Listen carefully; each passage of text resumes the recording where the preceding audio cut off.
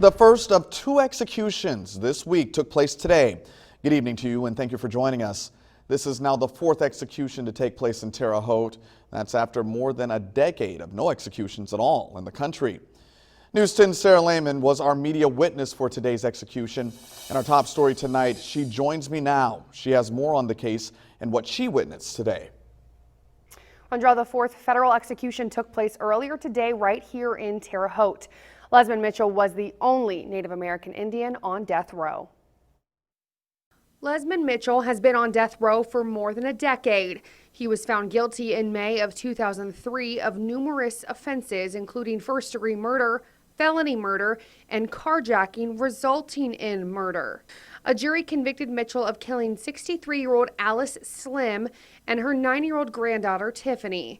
In September of 2003, he was sentenced to death.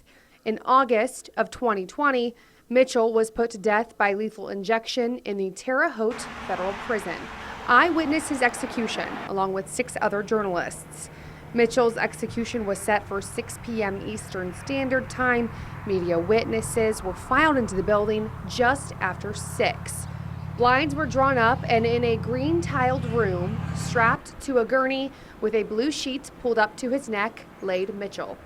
The only other people in the room with him were 2 federal employees. One man asked Mitchell if he had any final words. Mitchell replied, "No, I'm good." A second man picked up the phone and asked if there were any impediments. When it was reported there was nothing to stop the execution, the lethal injection was started at around 6:05. Mitchell was pronounced dead at 6:29 Eastern Standard Time. Officials told us there were no inmate witnesses, but there were witnesses from the victim's family.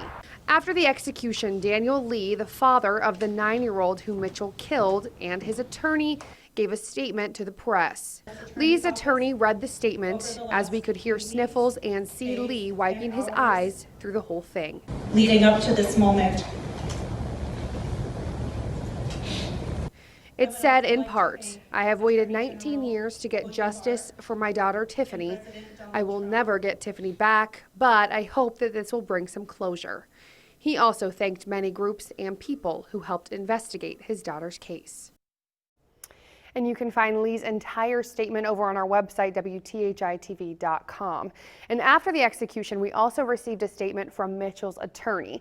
It read in part, "The federal government added another chapter to its long history of injustices against Native American people. The steadfast objection of the Navajo Nation and pleas for clemency from Navajo leaders. The Trump administration executed a Navajo man for a crime against other Navajo people committed on Navajo land." They ended their statement by saying, quote, "We hope that the future will bring greater respect for the sovereignty of Indian nations and for the traditions of their people." All right, well, Sarah, you were in the execution chamber, so just kind of walk us through what you saw from your vantage point. Sure. So again, like I said, all media went in. It took minutes for blinds to open, and we saw Mitchell there strapped to the gurney. He said what he wanted to say for his final points, which was, "No, I'm good." And then they started that lethal injection very soon after. It took minutes as soon as we were in. It was very quick. What wasn't quick was just kind of waiting for that lethal injection to get into his veins. I remember watching his chest go up and down as far as his breathing. It was long, deep breaths, and then it was more shallow, rapid, and then it was few and far between breaths from him, and then his breath, he stopped finally breathing, and then a man with a stethoscope came in, checked his pulse, checked his heartbeat, kind of nodded to one of the other men in the chamber, and then he walked out, and they then pronounced him dead at 6:29 p.m.